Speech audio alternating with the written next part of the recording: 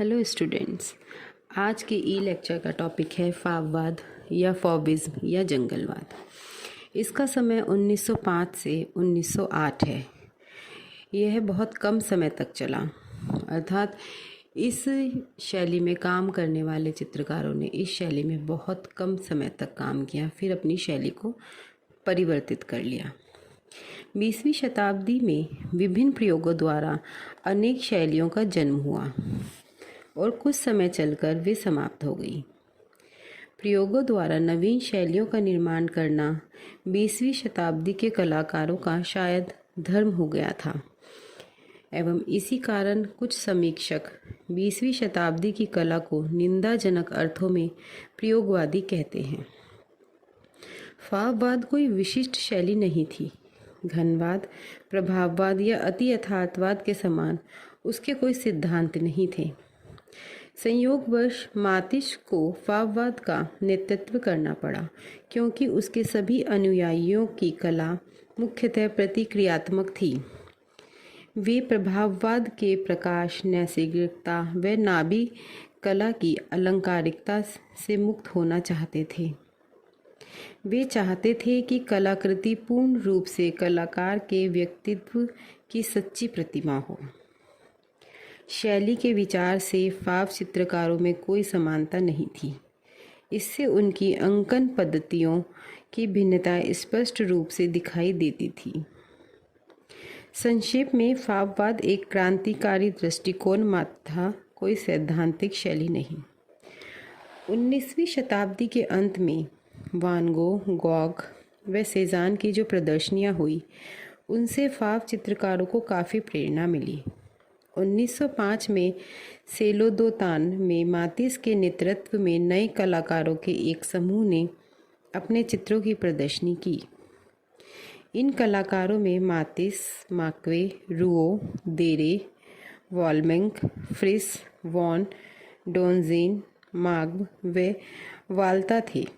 प्रदर्शनी के चित्र कक्ष में इन कलाकारों के चित्र रखे गए थे। उसी कक्ष में मूर्तिकार मार्क्वे की 14वीं शताब्दी की शैली में बनाई गई एक मूर्ति भी रखी थी।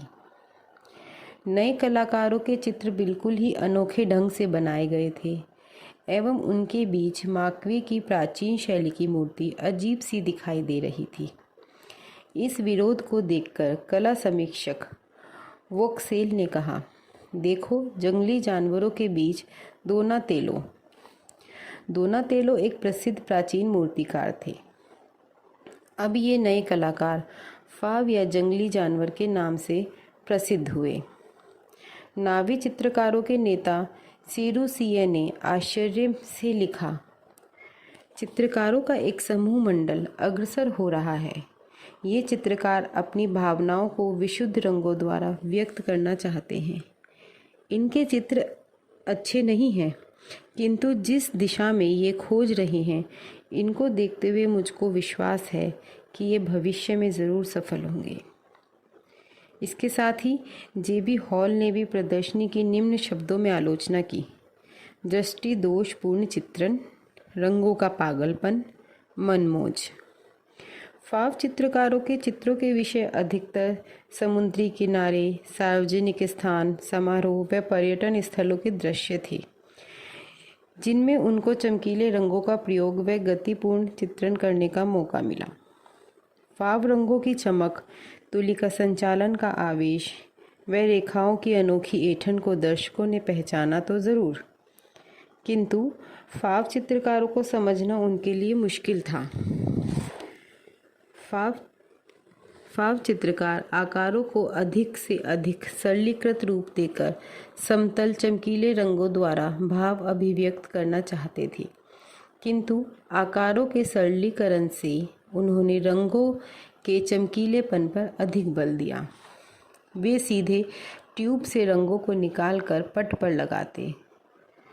कुछ फाव चित्रकारों ने शुरू में बिंदुवादी अंकन पद्धति का प्रयोग किया, यद्यपि वे बिंदुवाद के प्रकाश व वातावरण संबंधी सिद्धांतों से असहमत थे। नई रंगांकन पद्धति को अपनाते ही उनको प्रभाववाद व बिंदुवाद संबंधी कुछ नियमों को त्यागना पड़ा। जैसे कि रेखीय या वातावरणीय दूरदृष्टि लघुता। अब यहाँ पर दूरदृश्य लघुता का मतलब प्रोस्पेक्टिव से है। घनत्व का आभास मतलब किस में देखने से किस आकार में कितना वेट होगा, ये भी उसमें नहीं था। बारीकियों का अंकन, आपने इसमें पोर्ट्रेट के पिक्चर्स में देख रहे होंगे आप बच्चों की डिटेलिंग नहीं है। फाववाद की 1905 में हुई प्रथम प्रदर्शनी के 2 साल के अंदर ही उसका आरंभिक जोश समाप्त सा हो गया।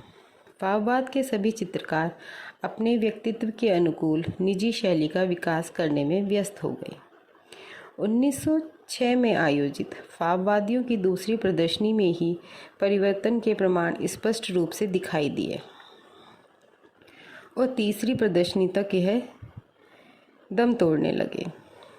फाववाद में पूर्व नियोजित विचारों का आधार नहीं था, अतः फाव चित्रकारों को यकीन हुआ कि केवल इंद्रिय जनित आनंद कला का आधार नहीं हो सकता, कलात्मक अभिव्यक्ति के लिए विचार का होना अनिवार्य है। 1908 के पश्चात फाव चित्रकारों ने व्यक्तिगत विचारों के अनुकूल भिन्न दिशाएं अपना ली। तो बच्चों, अब आपका ये चैप्टर समाप्त होता है और इससे जो भी रिलेटेड आपको पूछना हो आप मुझे कॉल करके पूछ सकते हैं।